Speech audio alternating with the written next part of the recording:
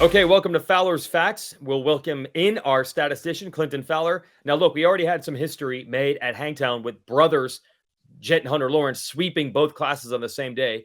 That's the first time that's ever happened. We obviously know it's a big deal for Jett to go 1-1 in his real 450 debut. He did race Motocross of Nations last year, but this is now full-time, points-paying.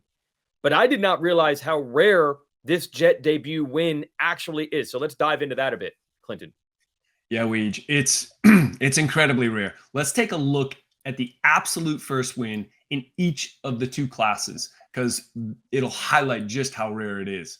So if you look at the 125s, 125, 250 class, a small bike class, there's only five guys in the history of the sport that have won their absolute first race. And three of those are just because it was the first time we held that race. So nothing, not taking anything away from these guys, but Marty Smith, Todd Campbell, Eddie Warren, these guys are on the list. Somebody had to win it. The fact that they won it is impressive, but they won it is the first time, right? But then you've got Mike Haley, who's also 1985, and then Eli Tomac, 2010, gets his first ever career win on the line. Yeah, when you look at this list here, right, 1985 is the first year for 125 Supercross. Somebody's got to win the first 125 West and 125 East race, and then Healy winning in that same series. That's the first year. Same thing with Marty Smith, first year for 125 Nationals. Somebody's got to win the first race. So that's it. The Eli debut win is the only one where the series and riders were established and someone came in and beat them. I mean, JT, to put Jett Lawrence's thing in that kind of perspective just shows how impressive it is. And I think he deserves it. If you look at his age, at being 19 years old, and to accomplish the things he's done, and really just to step in against the guys he has to step in against. Chase Sexton has all the momentum. He goes out and beats him, sweeps him in his first ever Pro Motocross race on the 450. It's really hard to not think he deserves to be here. If he had raced the 450 in Supercross as some of these other guys have, or done these things, I would say, yeah, there's some qualifiers there that maybe we need to work through. But when you come in brand new to the 450 class and go out and do what he did, I think you deserve all the credit that you're going to get. And then you move to the big bike class, right?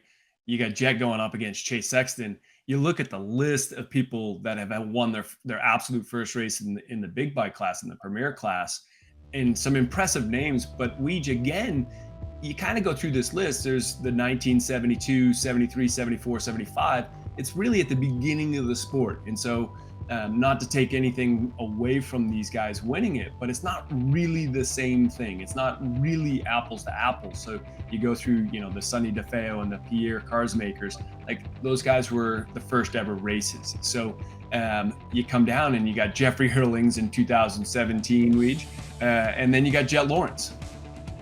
Yeah, and Hurlings, that was just his first AMA motocross race, but he'd already won a ton of Grand Prix events and had raced a 450 in the Grand Prix series that year, all year long already. So it's not a debut like Jett. Although, JT, we do have to factor in this Motocross of Nations. It wasn't part of this series, but we do understand that Jett has raced a 450 one time before. It's just hard to classify what we put that in. Yeah, and anywhere you look, you're probably going to find ways that you could nitpick this and that. But this is his true first points-paying race on the 450. And I also wanted to add, look at who he beat, right? He beat Chase Sexton, who's coming off the Monster Energy Supercross Championship. He beat Aaron Plessinger, former 250 motocross champion. He beat Dylan Ferrandis, both 250 and 450 motocross champion. He beat Cooper Webb, former 250 pro motocross champion. Adam Cincerillo, former 250 pro motocross champion. So it wasn't like he waltzed in against zero competition. He raced all of the people that have a lot of the same credentials that he had, and then just ran away with both motos. And okay, questionable the second moto, but to sweep your first ever attempt at this, yeah, it's pretty remarkable what we're seeing, and we're just getting started. Now, the reason I didn't realize this was quite as big, I thought it was huge, but it had basically never happened before, is because I remember Carmichael went 1-1 when he first went to 250 motocross. Villopoto went 1-1 when he first went to 450 motocross, when they first moved up to the class. You've got this on a list here of the first race sweep, the 1-1 like Jett did.